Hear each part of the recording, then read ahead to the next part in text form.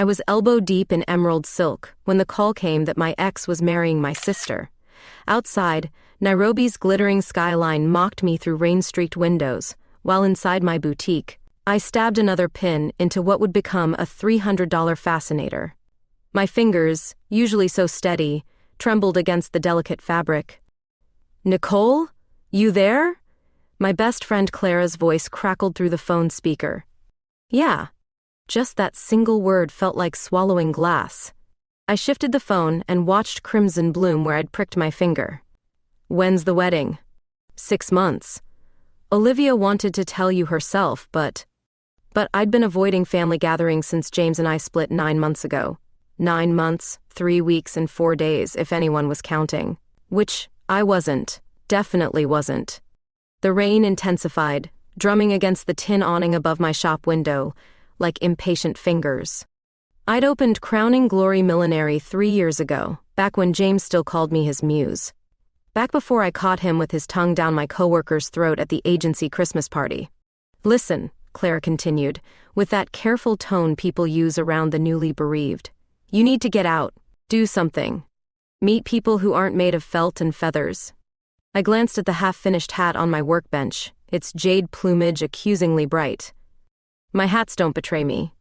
Your hats don't kiss you either. I signed you up for community choir." "You did what?" "Nairobi Community Choir. First practice tomorrow night. 7 o'clock. "Clara, I can't sing." "Bullshit. I've heard you in the shower. Besides, it's not about singing. It's about being somewhere other than this shop, around actual humans." The silence stretched between us, filled only by the pattering rain and distant traffic. My gaze drifted to the framed photo I still hadn't taken down, James and me in Mombasa, his arm around my waist, my smile genuine. I'd been so damn sure back then. "Fine," I finally said. "One practice." That's how I found myself the next evening, clutching sheet music in the back row of an overheated community center, surrounded by 30 strangers with varying levels of vocal ability. The conductor, a silver-haired woman named Margaret with pianist's fingers and ballet posture, divided us by vocal range. "Altos to the left, please. Sopranos, center, tenors and basses to the right." I shuffled to the alto section, wedging myself between a teenage boy with acne and an elderly woman wearing enough perfume to choke a camel. The fluorescent lights hummed overhead, making everyone look sickly and pale. This was a mistake. I should have stayed with my silks and ribbons. Then the door swung open, letting in a gust of evening air that smelled of jasmine and possibility. A woman rushed in, rain-damp hair the color of autumn leaves clinging to her neck. She wore a vintage 1950 seconds dress that hugged curves in all the right places, lips painted the exact shade of the ruby brooch at her throat. "Sorry I'm late," she called, her voice a husky contralto that sent an unexpected shiver down my spine. Margaret nodded toward the alto section. "Just in time, Autumn. We're about to begin." The redhead, Autumn, slipped into place beside me, smiling apologetically. Up close, I could see the constellation of freckles across her nose, the flecks of gold in her green eyes. She smelled like old books and cinnamon. "Hi," she whispered, extending her hand. "First practice?" "That obvious?" I whispered back, taking her hand. Her fingers were warm, grip firm. "You look like you're planning your escape route." "That obvious, huh?" When she smiled, something fluttered in my chest, something I thought had died the day I found James with someone else. Before I could examine the feeling, Margaret tapped her baton sharply against the music stand. "From the beginning, please." "Ave Maria." The first notes filled the room, tentative at first, then swelling. I followed along, mouthing words I barely knew. But beside me, Autumn's voice rose pure and clear, a thread of gold in the tapestry of sound. I turned slightly, watching her sing with eyes closed, completely lost in the music. Something broke open inside me then. Something I'd kept carefully sealed since James. I opened my mouth and let my voice join hers, our notes twining together in the stuffy air of the community center. That's when Autumn opened her eyes and looked directly at me, her smile widening as our voices merged. In that moment, with rain still tapping against windows and 30 strangers breathing in rhythm around us, I felt something I hadn't in months, possibility. I had no way of knowing then that within 2 months, Autumn would turn my carefully ordered world upside down. or that the envelope I'd find tucked in her vintage handbag would reveal exactly why my sister and ex-fiancé had been so desperate to keep me from joining this choir in the first place. "So what exactly do you do at the Vintage Fashion Museum?"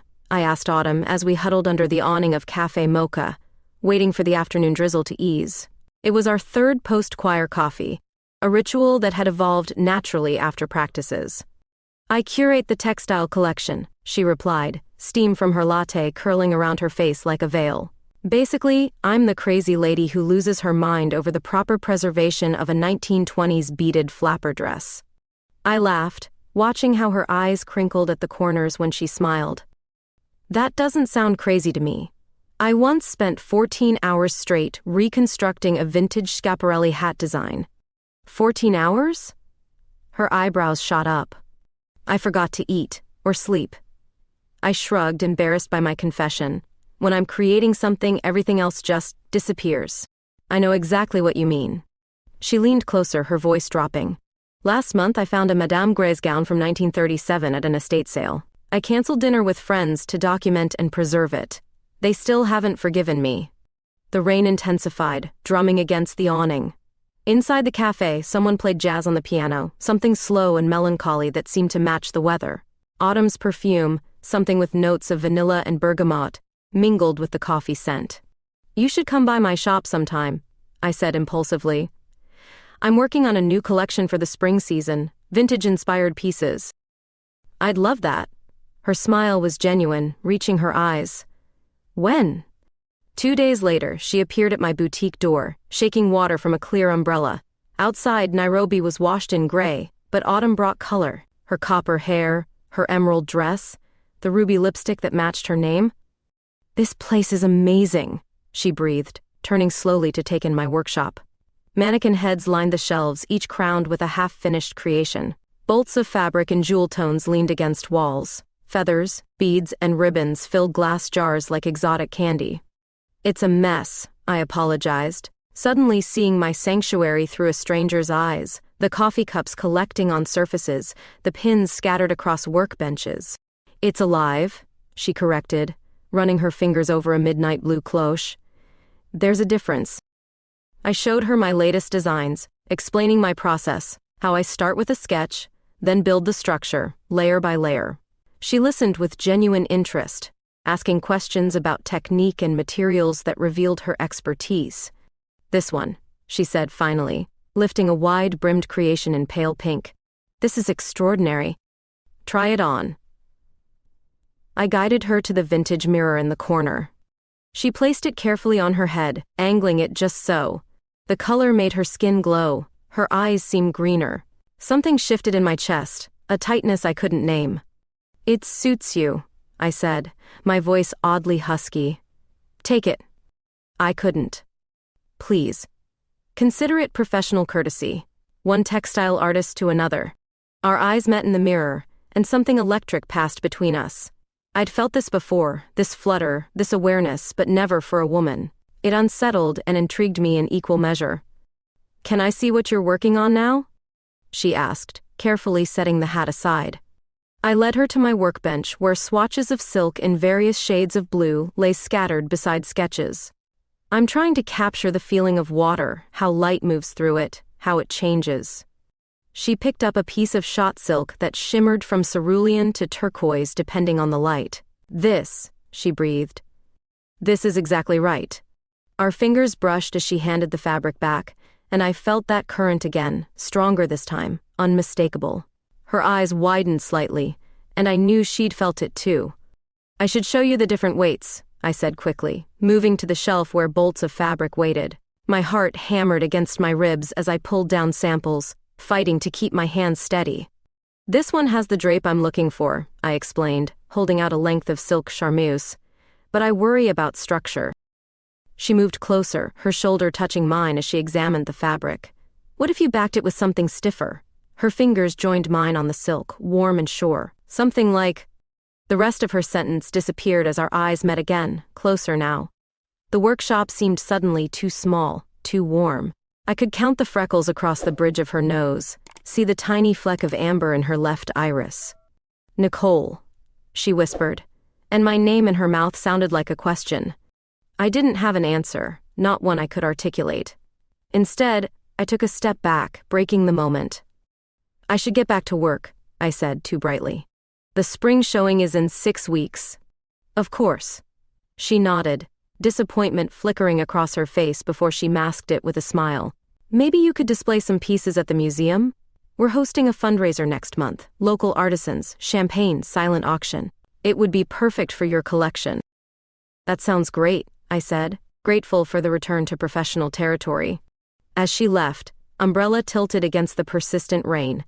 I pressed my fingers to my lips, wondering what might have happened if I hadn't stepped away. Wondering why, for the first time since James, I felt that dangerous spark of possibility. And why it had to be with someone so utterly unexpected. You're making the right choice, Clara insisted, adjusting the mannequin wearing my showpiece, a dramatic wide-brimmed hat with hand-dyed feathers that shifted from cobalt to teal. This museum fundraiser will get your work in front of exactly the right people. I wasn't so sure. For the past 3 weeks, I'd been splitting my time between the boutique and the museum, working with Autumn on display designs for the fundraiser. 3 weeks of lingering glances, accidental touches that didn't feel accidental at all, and conversations that stretched late into the evening. 3 weeks of questioning everything I thought I knew about myself. It's not about the exposure, I admitted, fiddling with a box of vintage hat pins. It's about her. Clara stopped fussing with the mannequin and turned to face me. The redhead from choir? The one you can't stop talking about? I don't talk about her that much, I protested, feeling heat rise in my cheeks. Nicole, you mentioned her 17 times over lunch yesterday. I counted. Had I? I thought back to our conversation. How many times had Autumn's name slipped into my sentences? Autumn thinks this fabric would work better. Autumn showed me this amazing restoration technique. Autumn loves 1940s jazz too. She's just interesting. The word felt pathetically inadequate. Honey. Clara's voice softened. It's okay to like her. I'm not gay. Maybe you're not. Maybe you're just Autumn sexual. She shrugged. Labels are overrated anyway. That evening, I met Autumn at the museum after closing. Outside, the afternoon rain had finally stopped, leaving puddles that reflected the emerging stars. Inside, the exhibition hall echoed with our footsteps as we mapped out where each artist's work would be displayed. I'm thinking your collection should go here, Autumn said, gesturing to a prominent alcove near the entrance. The lighting is perfect, and it'll be the first thing people see. That's prime real estate, I protested. Shouldn't it go to someone more established? She turned to face me, her expression serious. Nicole, your work deserves to be seen. These aren't just hats, they're wearable art. The sincerity in her voice made something twist in my chest. No one, not even James during our best days, had understood my work the way she did. Thank you, I said softly. We worked late into the night, measuring spaces, testing lighting, and discussing promotional materials. Around midnight, Autumn disappeared into the museum's storage rooms and returned with a bottle of wine and 2 plastic cups. Don't tell my boss, she whispered conspiratorially, pouring generous measures of Cabernet. We sat on the museum floor, surrounded by floor plans and marketing materials, talking about everything and nothing. Autumn told me about growing up in a family of academics who didn't understand her passion for fashion history. I shared stories of my first disastrous attempts at millinery. Why hats? She asked, refilling our cups. Of all the things you could create? I considered the question, watching the wine catch the dim security lights. They transform people. Put on the right hat, and suddenly you're someone else, someone bolder, more mysterious, more interesting. Is that what you want to be? Someone else? The question hung between us, unexpectedly intimate. Sometimes, I admitted, after James and I split, after finding him with someone else, I wanted to be anyone but me. She nodded, understanding in her eyes. My last relationship ended badly too. Autumn paused, watching me carefully. She said I cared more about dead people's clothes than living people's feelings. She. The pronoun lingered in the air between us. I'd suspected, of course, but hearing confirmation made my pulse quicken. Was she right? I asked. Autumn smiled ruefully. Maybe a little. I do get lost in my work. But I think the right person would understand that passion, not resent it. Our eyes held for a long moment. I thought about James, who'd started our relationship fascinated by my creative process, but ended it complaining about the pins he found in the couch and the late nights I spent working. When autumn drove me home, rain had begun again, soft and misty. We sat in her vintage Volkswagen outside my apartment building, neither of us making a move to end the evening. "I had a nice time tonight," she said finally, her voice quiet beneath the patter of raindrops on the roof. "Me too." She walked me to my door beneath a shared umbrella, her arm brushing against mine. At my threshold we hesitated, the moment stretching taut between us. She was so close I could smell her perfume, bergamot and vanilla, mingling with the rain. "Good night, Nicole," she said finally, her voice husky. "Good night." As she turned to leave, a sudden gust caught her umbrella, nearly wrenching it from her grasp. I grabbed for it instinctively, our hands colliding. In the confusion, we stumbled together, suddenly inches apart under the small circle of shelter. Rain streamed from the umbrella's edge, creating a curtain around us. Outside, car lights swept past, illuminating her face in brief golden flashes. Her lips parted slightly, and I found myself staring at them, wondering how they would feel against mine. The moment stretched, electric with possibility. Then a door slammed somewhere in my building, breaking the spell. Autumn stepped back, her smile a little unsteady. "See you at rehearsal," she said. And then she was gone, a bright spot of color disappearing into the rainy night. I stood in my doorway long after her car pulled away, my fingers pressed to my lips, wondering what might have happened if I'd been brave enough to close that final distance between us. "One more time, altos, from measure 42, Margaret instructed, her elegant hands slicing through the air with precision. The Nairobi Community Choir had been rehearsing for nearly 2 hours, preparing for our first public performance next week. My voice blended with Autumn's beside me, our notes weaving together with practiced familiarity.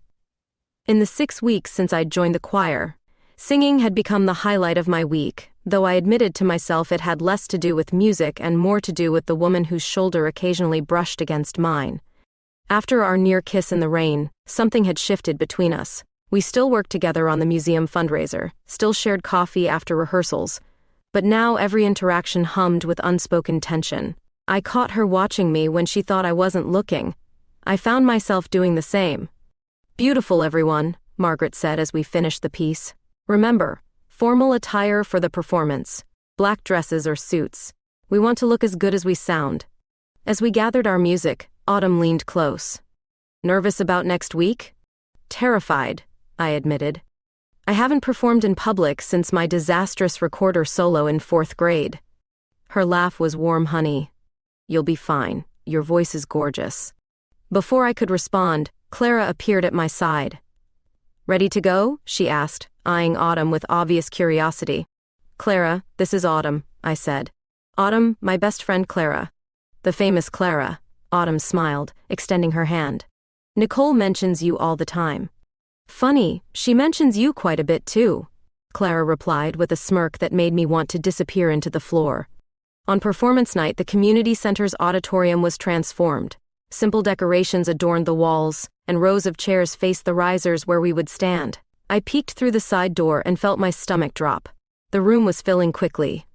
"Breathe," Autumn appeared beside me, resplendent in a vintage-inspired black dress that hugged her curves. "It's just singing." "Easy for you to say," I grumbled, adjusting my own black dress. A simple sheath that Clara had insisted made me look like sex on stilettos. Autumn reached out, straightening the pearl pendant at my throat. Her fingers lingered against my skin, sending warmth cascading through me. "You look beautiful," she whispered. We took our places on the risers, the audience a blur of faces before us. Margaret raised her hands and we began. The music flowed through me, Autumn's voice a steady anchor beside mine. By the 3rd song, my nerves had disappeared, replaced by the pure joy of creating something beautiful with 30 other voices. During our brief intermission, I scanned the audience absently, then froze. In the front row, unmistakable even after nearly a year, sat James. Our eyes met, and he gave a small, awkward wave. "You okay?" Autumn asked, noticing my sudden tension. "My ex is here," I whispered, nodding toward James. Her eyebrows rose slightly. "The agency boyfriend? Interesting timing." The second half of the concert passed in a blur. I sang mechanically, my mind racing. Why was James here? We hadn't spoken since our breakup. Was this some sad attempt at reconciliation? The thought, which might once have thrilled me, now left me cold. After the final applause, Autumn touched my elbow. We're all going to Baraka's for drinks. You coming? I hesitated, seeing James approaching through the dispersing crowd. I'll meet you there. I should probably. She followed my gaze. Of course. Take your time. A squeeze of my hand and she was gone, leaving me to face my past alone. Nicole, James said, reaching me. He looked good, hair shorter than I remembered, new glasses framing his face. You were amazing up there. Thanks. I crossed my arms. What are you doing here, James? I saw the flyer at the coffee shop. I wanted to. He trailed off. Look, I know this is awkward, but I've been thinking about you. Before I could respond, a voice called my name. I turned to see a woman moving toward us, slender, elegant, with familiar features that took me a moment to place. Olivia? I said, stunned. My half-sister reached us, smiling uncertainly.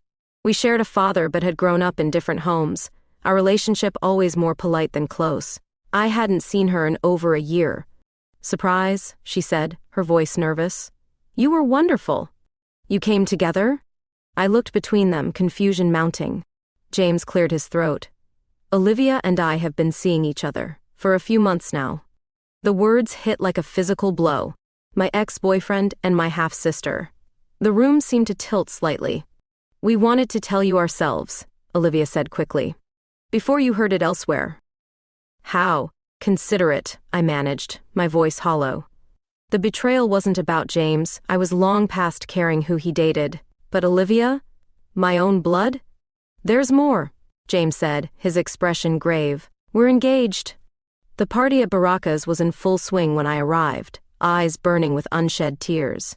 I spotted Autumn immediately, her copper hair catching the light as she laughed with other choir members.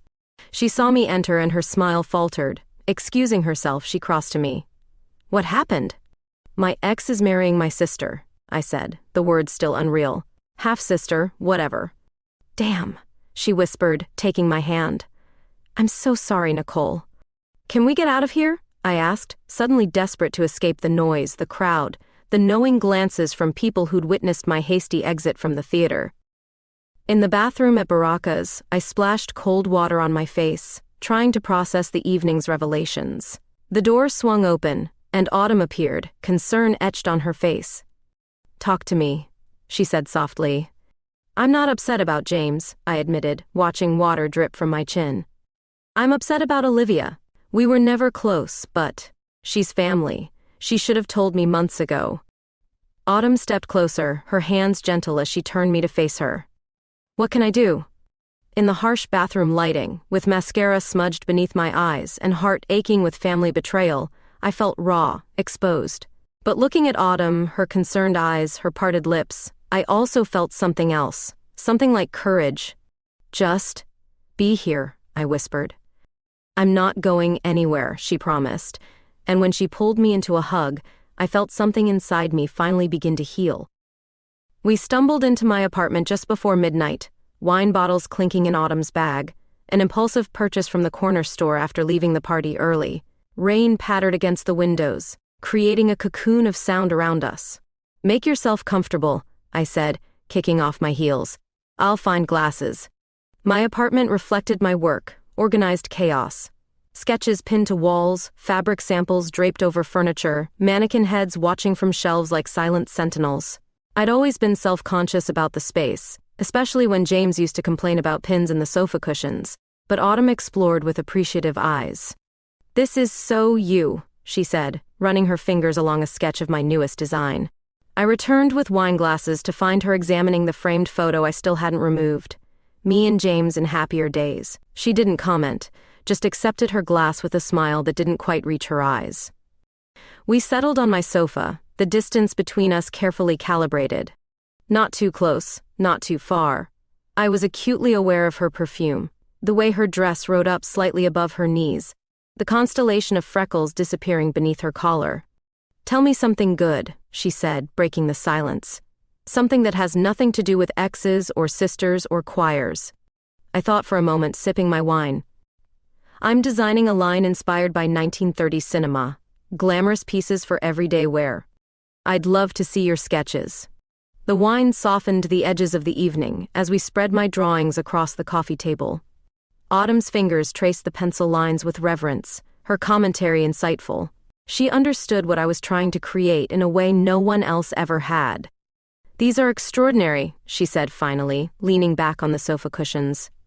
"You're going to be famous one day, Nicole Gray. I'll tell everyone I knew you when." I laughed, the wine making me bold. "And what will you tell them about me?" She studied me, her green eyes intense in the soft lamplight. "That you were brilliant, that you saw beauty where others didn't, that you never realized how talented you were." Her words wrapped around me like silk, smooth and warming. The room seemed to contract until all that existed was this sofa, this woman, this moment. The rain intensified outside, drumming against the windows. "What about you?" I asked, my voice hardly more than a whisper. "What dreams are you chasing?" "I want to create a textile conservation program," she answered, leaning closer. "To preserve the stories woven into fabric. Every stitch, every seam, they all tell us something about who we were." "And who are you, Autumn Coleman?" She smiled, something vulnerable crossing her face. "Still figuring that out?" The confession hung between us. I thought about how we'd met, both of us seeking something in the notes of a song, both of us running from broken hearts towards something undefined. "James never understood my work," I said suddenly. "He liked the idea of dating an artist more than the reality." Autumn nodded. "My ex was the same, loved introducing me as the museum curator at parties, but resented the hours, the passion. It's exhausting, isn't it? Trying to be less than you are to make someone else comfortable." "I'm done with that," she said firmly. "The next person I love has to love all of me, obsessions included." The word love lingered in the air between us. I found myself staring at her lips, painted the same ruby red as the night we'd met. What would they taste like? Would they be soft? As if reading my thoughts, Autumn set down her wine glass. "Nicole?" "Yes?" "I'm going to do something brave now." She reached out, her fingers gentle against my cheek. "Stop me if I'm wrong about this." She leaned forward, closing the distance between us with deliberate slowness, giving me every chance to pull away. I didn't. Her lips met mine, soft at first, questioning. The contact sparked something electric, a current running from my lips to my core. I'd kissed before, many times, but never like this. Never with this sweet discovery, this sense of falling and flying simultaneously. My hands found her hair, copper silk between my fingers as the kiss deepened. She tasted of wine and possibility, her touch igniting places in me I'd forgotten existed. When we finally broke apart, both breathing heavily, she rested her forehead against mine. "I've wanted to do that since the first night in choir," she confessed. "Why didn't you?" "I was afraid. That you were straight, that you weren't over him, that I was imagining the way you looked at me." I traced the line of her jaw with my finger, marveling at its softness. I wasn't sure what I was feeling either. This is new territory for me. "We can go slow," she offered, her thumb brushing my bottom lip. But slow was the last thing I wanted. The months of loneliness after James, the weeks of growing attraction to Autumn, it all culminated in a hunger I could no longer deny. I kissed her again, harder this time, pulling her closer until she was practically in my lap. "Or not slow," she breathed against my mouth, her hands finding the zipper of my dress. We moved to my bedroom in a tangle of half-removed clothes and breathless laughter when I stubbed my toe on the doorframe. Moonlight spilled through the curtains, painting silver stripes across Autumn's freckled skin as she helped me out of my dress. I'd never been with a woman before, but my body seemed to know what it wanted. My hands explored the curves of her, so different from the men I'd known, softer, more responsive. She guided me wordlessly, showing me how to touch her, where to linger. When her fingers found me in return, I gasped against her neck, overcome by sensation. She knew exactly how to build the tension, when to ease back, when to press forward. Under her touch, I unraveled completely, calling her name as pleasure crashed through me in waves. Afterward, we lay entwined in my sheets, the rain still tapping against the windows, a gentle soundtrack to our breathing. Autumn traced lazy patterns on my bare shoulder, her touch raising goosebumps. "Okay?" she asked softly. I nodded, unable to find words for the kaleidoscope of emotions tumbling through me. Fear, exhilaration, confusion, wonder, and beneath it all, a profound sense of rightness that terrified me with its intensity. This changes things, I finally whispered.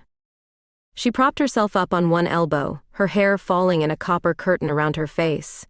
Only if we let it. Outside, the rain slowly stopped, leaving only the gentle drip from eaves and the distant sounds of the city. Inside, wrapped in autumn's arms, I felt something shift in my foundation, the first tremors of a transformation I couldn't yet name. 3 weeks after Autumn and I first spent the night together, my phone buzzed with a text from Olivia. Family dinner tomorrow night. Mom's making lasagna. Please come. I stared at the screen, my stomach knotting. Since the choir performance, I'd successfully avoided both Olivia and James, ignoring calls and making excuses about being busy with work, which wasn't entirely untrue. The museum fundraiser was only 2 weeks away, and my workshop had transformed into a feathered, sequined hurricane. Bad news? Autumn asked, looking up from where she sat cross-legged on my workshop floor, sorting vintage buttons for a fascinator we were collaborating on. My mother's summoning me to family dinner. I showed her the text. Apparently, she's determined to deal with this Olivia James situation head-on. Are you going? I set down my phone with a sigh. I should. Mom will just show up here if I don't. Autumn's fingers stilled on a mother-of-pearl button. Want company? The question hung in the air between us.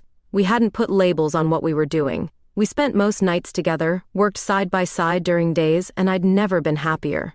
But we hadn't discussed meeting families, or what came next. You do that? I asked. Of course. She rose, dusting off her vintage high-waisted pants. Unless you're not ready for the "this is my friend" conversation. I caught her hand, pulling her closer. You're more than my friend. Her smile was worth any awkwardness family dinner might bring. Then yes, I'll be your more-than-friend buffer at dinner. The next evening, we arrived at my mother's house in Kileleshwa, the neighborhood where I'd grown up. Mom had remarried when I was 10, giving me a stepfather who treated me like his own and a half-sister who'd always felt more like a cousin than a sibling. Ready? Autumn squeezed my hand before I knocked. Mom answered the door, her face lighting up at the sight of me. Nicole, finally! Her eyes moved curiously to Autumn. And you brought a friend. Autumn Coleman, she introduced herself, extending her hand. It's lovely to meet you, Mrs. Wood. Janet, please, Mom ushered us in. Everyone's in the living room. Drinks first, then dinner.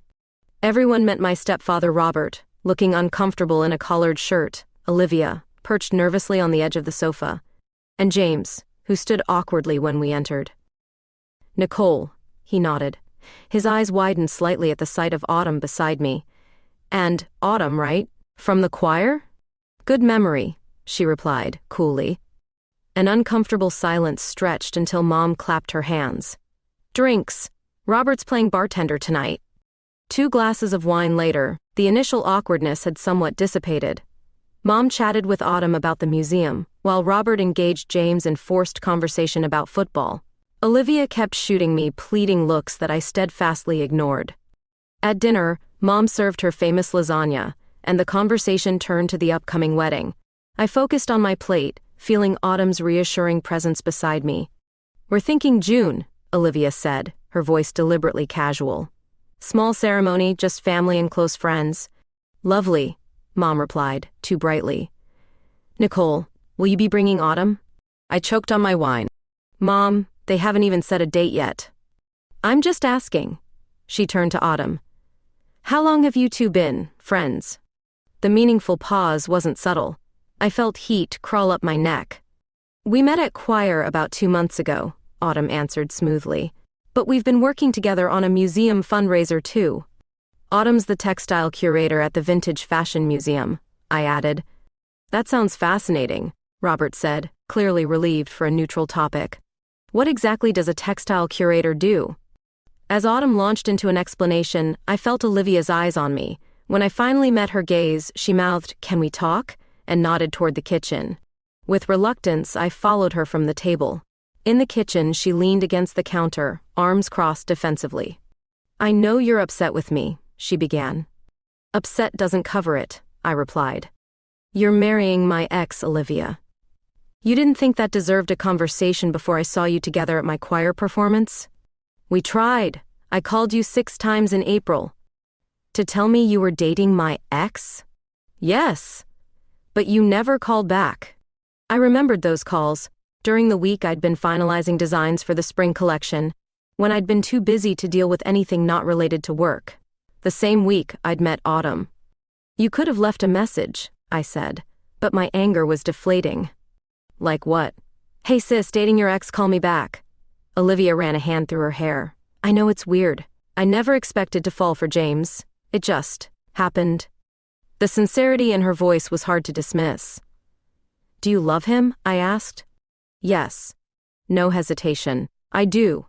Strangely, the confirmation didn't hurt. He's not as supportive of career women as he pretends to be, I warned. He'll say he loves your ambition until it interferes with what he wants. He's changed, she insisted. After you two broke up, he did some soul searching. I was skeptical but decided it wasn't my battle. I hope you're right. When we returned to the dining room, James was watching Autumn with narrowed eyes. Have we met before the choir? He asked her. You seem familiar. Something flickered across Autumn's face, so brief I almost missed it. I don't think so, she replied lightly. I would have remembered. The evening concluded with awkward hugs and promises to stay in touch. As Autumn drove us back to my place, I noticed she was unusually quiet. You okay? I asked. I know that was a lot. She smiled, but it didn't reach her eyes. I'm fine. Your family's nice. Even the part where my mom practically asked if we're sleeping together? Especially that part. Her laugh seemed forced. Did you and Olivia work things out? I stared out at the Nairobi night, streetlights blurring in the light rain. I think so. She seems to really love him. And how do you feel about that? I turned to look at her profile, struck again by how beautiful she was. Honestly, I don't care who James is with. I'm exactly where I want to be. She reached for my hand, squeezing it briefly before returning hers to the wheel. But something in her eyes remained distant, troubled, as if dinner had awakened ghosts I couldn't see. Something changed after the family dinner. Autumn withdrew, making excuses about work deadlines, staying late at the museum, leaving my bed before dawn. I told myself it was normal. The fundraiser was days away. We were both overwhelmed, but doubt crept in, familiar and poisonous. 3 days before the event, I arrived at the museum with my completed collection, ready for final display arrangements. The security guard directed me to the textile conservation room rather than the exhibition hall where we usually met. I found Autumn bent over an ancient silk robe, her copper hair tucked beneath a protective cap, gloved hands carefully reattaching sequins. She glanced up, startled by my entrance. Nicole, I wasn't expecting you for another hour. I finished early. I set down the garment boxes I'd been carrying. Thought I'd surprise you. She smiled, but it didn't reach her eyes. Let me just finish this section. I watched her work, admiring the precision of her movements. Even distracted, she was exceptional at her craft. But the distance between us felt tangible now, a cold space where warmth had been. Is everything okay? I finally asked. You've seemed distant since dinner at my mom's. Her hands stilled. For a moment I thought she might deny it. Instead, she carefully set down her tools and removed her gloves and cap. We need to talk, she said, the 4 words that always precede heartbreak. About? James. She met my eyes directly. I wasn't completely honest about knowing him. The statement hung in the air, heavy with implications. I lowered myself onto a stool, suddenly needing the support. What do you mean? She took a deep breath. 3 years ago, before he met you, we dated briefly, very briefly. A few weeks, that's all. You dated James? The room seemed to tilt slightly. My James? It wasn't serious, she continued quickly. We met at an industry event, went out maybe 5 times before I ended it. Why did you end it? He wanted someone different. She looked down at her hands. Someone less passionate about their career, less complicated. My mind raced, trying to fit this new information into everything I knew. And when we met at choir? You recognized me as his ex? She nodded, misery etched across her features. I recognized your name when Margaret called roll that first night. Nicole Gray from the ad agency. James talked about you. So you befriended me knowing who I was? My voice rose slightly. Was this some kind of revenge game? No. Her denial was immediate, vehement. God, Nicole, no. I was curious at first, I admit that. The woman James chose instead of someone like me. But then I got to know you, and you were nothing like I expected. You were. What? What was I? Everything, she whispered. Talented, passionate, funny, beautiful. I fell for you so fast it terrified me. I stood, needing to move, to process. Why didn't you tell me from the beginning? I was going to, that first coffee after practice. But then you mentioned your bad breakup, and it seemed cruel to say, hey, by the way, I dated him too. And later, she spread her hands helplessly. Later, it never seemed like the right time. Were you ever going to tell me? Yes, after the fundraiser. I didn't want to disrupt our professional collaboration. Her eyes pleaded for understanding. But then at dinner, the way he looked at me, I knew he remembered. I've been sick about it ever since. I thought back to that moment, James asking if they'd met before, the flicker across Autumn's face. Did you love him? No. Her answer was immediate. It was never like that. Does he know about us? About you and me? I don't think so. Not unless you've told him. I shook my head, pieces still falling into place. So when I told you about catching him with someone else, I wasn't surprised, she admitted. He's not good at fidelity or honesty. A bitter laugh escaped me. That makes two of you. Her face crumpled. Nicole, please. I made a mistake not telling you, but what I feel for you is real. More real than anything I've ever felt. Part of me wanted to believe her.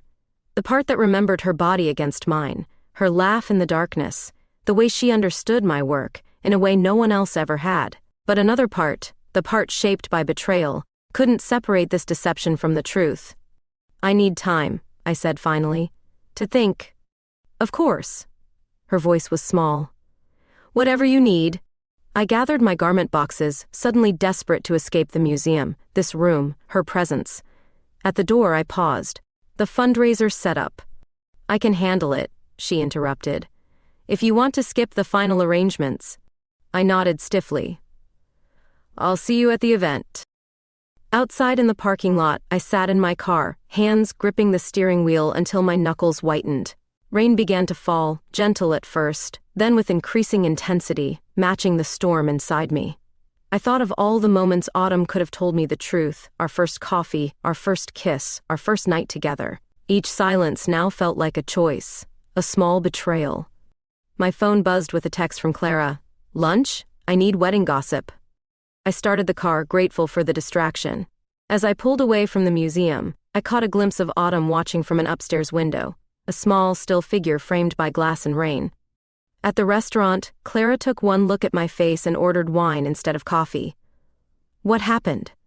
The story spilled out between sips of Chardonnay, Autumn's confession, my reaction, the tangle of emotions I couldn't sort through. Let me get this straight, Clara said when I finished. You're upset because she dated James for 5 minutes 3 years ago and didn't immediately confess this when you met? She lied to me. She omitted. There's a difference. Clara leaned forward. Nicole, think about it. Would you have given her a chance if she told you on day one? The question landed like a stone. Would I have, or would I have categorized her immediately as part of my past, something to avoid? The point is, she should have told me. When? After you spent weeks dancing around each other? After you slept together? After you started falling for her? Clara shook her head. There was never going to be a good time. I stared into my wine glass, seeing the truth in her words but not ready to accept it. I need to know she's not just using me for some twisted revenge against James. Honey, nobody goes to that much trouble for revenge. Not unless this is a Shakespearean tragedy. Then, what does she want? Clara's expression softened. Maybe exactly what she said. For 3 days I buried myself in work, ignoring Autumn's texts and calls. My boutique became my fortress, pins between my lips, fabric beneath my fingers, the rhythm of creation drowning out the noise in my head. I stayed late into the night, slept on the small daybed in my back room, and woke early to continue. On the morning of the museum fundraiser, Clara appeared at my door with coffee and croissants, looking annoyingly well-rested. "You're coming in whether I want you to or not," I said, recognizing the determination in her stance. "Smart girl." She pushed past me into the chaos of my workshop. "Damn, Nicole, did a fabric store explode in here?" I hadn't noticed how bad it had gotten. Scraps littering the floor, empty coffee cups perched on every surface, sketches pinned haphazardly to walls. Evidence of my sleepless obsession. "I've been working," I muttered defensively. "You've been hiding." She handed me a coffee. "Autumn called me." I nearly dropped the cup. "She what?" "Called me, crying, at midnight. Begged me to make sure you're okay." Something twisted in my chest. "I'm fine." "You're a mess." Clara surveyed me critically. "When did you last shower?" I couldn't remember. Yesterday? The day before? The days had blurred together in a haze of silken sequins. "The fundraiser's tonight," Clara continued, sipping her coffee. "Your entire spring collection is being featured. You need to decide if you're going to show up like a professional or hide in here feeling sorry for yourself." "I'm not feeling sorry for myself," I protested. "I'm processing betrayal." "Oh, please." Clara rolled her eyes. "Not everyone comes with a warning label, Nicole. Sometimes people have messy pasts that intersect in uncomfortable ways." I sank onto my work stool, suddenly exhausted. What if it's all been a lie? What if she's just using me to get back at James? Is that what your gut tells you? I thought about Autumn, how she looked at me when she thought I wasn't watching, how she spoke about my work with genuine reverence, how her body responded to mine in the darkness. None of it felt false. "No," I admitted finally, "but I've been wrong before." "True. Your taste in men was trash." Clara perched beside me.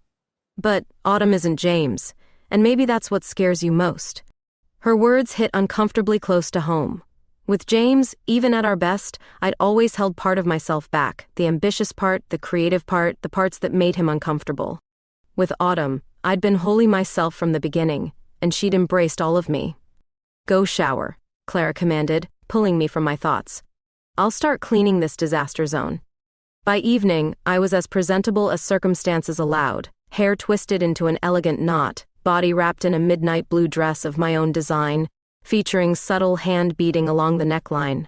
My newest creation, a sculptural hat with delicate silk flowers cascading from the brim, completed the ensemble.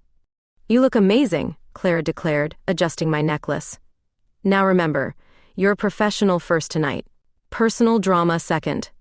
The museum was transformed when I arrived. Soft lighting, champagne flutes glinting, Nairobi's social elite moving through galleries where local artists' work was elegantly displayed. My collection occupied the promised alcove near the entrance, each piece lit perfectly, arranged exactly as Autumn and I had planned. I moved through the crowd, accepting compliments, discussing technique, and deflecting questions about inspiration. My eyes constantly scanned for copper hair, but Autumn remained elusive. An hour in, James appeared at my elbow. "Nicole," he greeted me, champagne in hand. "The collection is spectacular." "Thank you." I kept my voice professional. "Is Olivia here?" "Family emergency at work." He gestured vaguely. "Some client crisis." I nodded, already looking for an escape. "Well, enjoy the exhibition." "Wait." His hand touched my arm. "Have you seen Autumn? I wanted to ask her about a piece in the Edwardian collection." Something in his tone made me pause. "Why would you ask me about Autumn?" He smiled knowingly. "Come on, Nicole. I saw how you looked at each other at dinner. That's none of your business." I pulled my arm away. "Maybe not." He leaned closer. "But I thought you should know, she has a reputation for complicated relationships. Ask her about Boston sometime." Before I could respond, he melted back into the crowd, leaving me with questions I didn't want and suspicions I couldn't ignore. I made my way to the bathroom, needing a moment alone. Inside, I leaned against the sink, breathing deeply. What was James implying about Boston? Was there more to Autumn's past that she hadn't shared? The door opened, and there she was, Autumn in emerald green, her hair swept up to reveal the elegant line of her neck. She stopped short at the sight of me. "Nicole," she whispered, like my name was something precious. "Your collection is beautiful." "Thank you." I straightened, professional mask sliding back into place. "The lighting is perfect. You did an amazing job with the display." "Is that all you have to say to me?" Her voice was soft, hurt. "After 3 days of silence?" I thought of James's insinuation, of the secrets she'd already kept. "What happened in Boston?" Her eyes widened slightly. "James spoke to you." "Answer the question." She sighed, shoulders dropping. "Another failed relationship. I fell for a married woman who promised to leave her husband. She didn't. And you didn't think that was worth mentioning either?" "It was years ago, Nicole." She stepped closer. "Do you want my entire romantic history alphabetically or chronologically?" Her sarcasm stung. "I want honesty. I have been honest about everything that matters." She reached for my hand and I let her take it. "I've made mistakes, had my heart broken, made choices I regret. But loving you isn't one of them." The word hung between us. Loving, not falling for, not caring about, loving. "I don't know if I can trust you," I admitted. "Then let me earn your trust back." Her eyes held mine unflinching. "I'm not going anywhere, Nicole, not unless you tell me to." Outside the bathroom, the party continued. Voices, music, the clink of glasses. Inside, time seemed suspended as I looked at the woman who had upended my life in the space of 2 months. "I need time," I said finally. She nodded, releasing my hand. "I understand. But know this, I'm standing in the rain outside your shop tomorrow, and the next day, and the day after that, until you're ready to talk." As she turned to leave, I caught her wrist. "Autumn." She looked back, hope flickering in her eyes. "The shop closes at 7, I said. Her smile was like sunrise after the longest night. 6 months later, I stood surrounded by vintage hats, breathing in history. My exhibition, Crowning Narratives, A Century of Millinery Evolution, occupied the central gallery of the Vintage Fashion Museum, my creations displayed alongside historical pieces from the museum's collection, the crowning achievement of my career so far. "Stop fidgeting," Clara whispered beside me, elegant in a black sheath dress. "You look like you might bolt." "I'm nervous," I admitted. "What if no one comes?" She rolled her eyes. "The ticket sales were sold out within 2 hours, remember?" After the fundraiser's success, Autumn had approached me with the exhibition idea, my modern interpretations paired with the historical pieces that inspired them. We'd spent months selecting pieces, writing descriptions, and designing displays. Months of professional collaboration layered over personal reconciliation. It hadn't been easy. Trust, once broken, rebuilt itself slowly. But Autumn had been patient, answering every question, sharing parts of herself I never thought to ask about. Her childhood in Boston with academic parents who valued books over fashion, her first heartbreak at 22, her dreams of creating a textile conservation program for East African fabrics. In turn, I opened myself completely, my insecurities about my work, my complicated relationship with Olivia, my fear of being abandoned. Night after night, we rebuilt our foundation, stronger this time. "Here they come." Clara nudged me as the museum doors opened. The crowd flowed in. Collectors, fashion enthusiasts, journalists, and local dignitaries. I spotted Autumn across the room, resplendent in vintage Dior, directing staff with graceful authority. Our eyes met, and her smile was like coming home. "Ladies and gentlemen," the museum director began, "welcome to this landmark collaboration between our own Autumn Coleman and rising star milliner Nicole Gray." Applause filled the gallery as I was called forward to speak. Standing before the crowd, I found my voice. "Fashion is often dismissed as frivolous," I said, "but what we wear tells our stories.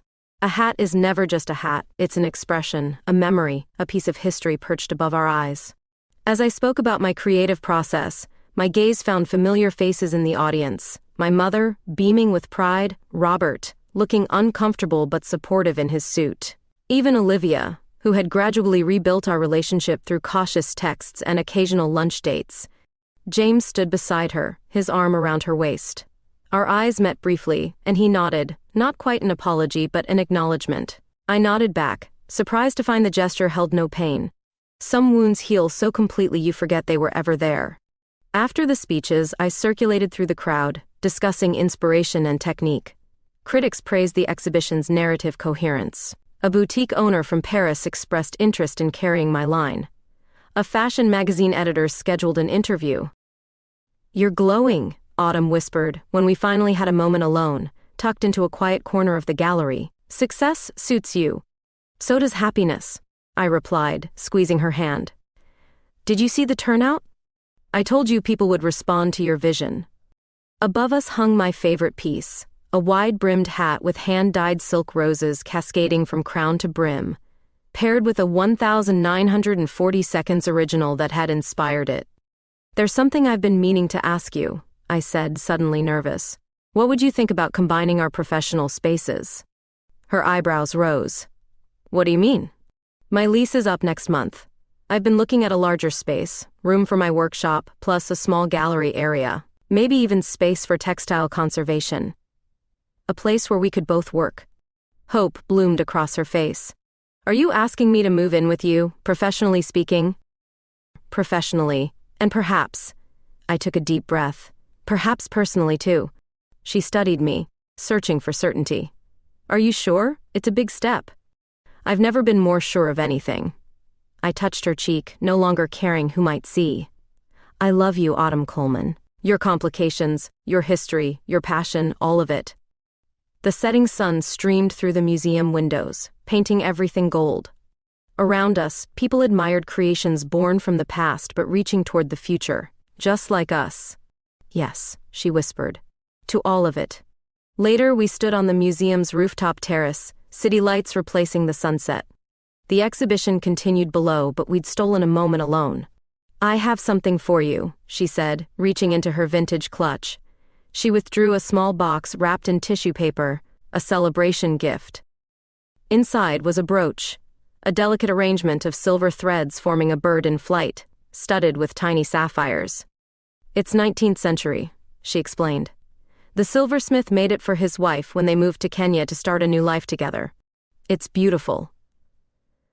I traced the bird's wings with my fingertip. "Turn it over." On the back, newly engraved in elegant script, for Nicole, "Every new beginning is another story waiting to be made. All my love, our own history," I whispered. "The first piece in our collection," she agreed. As she pinned it to my dress, I thought about the night we met, how the sound of her voice had pulled me from my grief, how unexpected that first connection had been. If Clara hadn't pushed me to join the choir, if I hadn't taken that seat in the alto section, if Autumn had been late to a different rehearsal, how many coincidences had aligned to bring us here? "What are you thinking?" she asked, her fingers lingering at my collar. "That sometimes the most beautiful patterns are the ones we never planned." I covered her hand with mine, feeling the rhythm of her pulse. "And that I can't wait to see what we create next." Above us, stars emerged in the darkening sky. Below us, my past and her past mingled with our present. And ahead of us stretched a future neither of us could have designed alone, more intricate, more vibrant, and infinitely more beautiful for being shared.